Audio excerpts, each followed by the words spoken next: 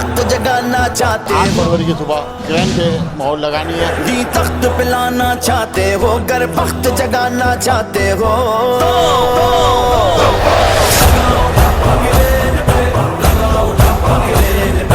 अब तक आप जिनको 75 साल में लेकर आए, आप देख ले कि लियारी को उन्होंने खंडरात में तब्दील किया। लाचारों को, कमदस्तों को, नादारों को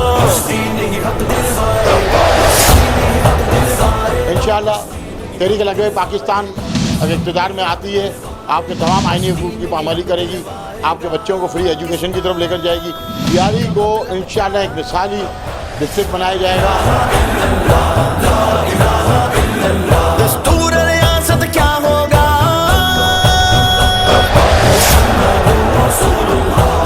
मेरी तमाम दोस्तों से, मेरी बहनों से, मेरी माओं से, मेरे बच्चों से गुजारिश है, 8 फरवरी को सुबह सवेरे आप निकलें। जुमेरात का दिन है, 27 रजब है। 8 फरवरी को आप क्रैन पे मोहर लगाएं और दीन को तक करें। कानून शरीयत चाहते हो, चमकाना किस्मत चाहते हो।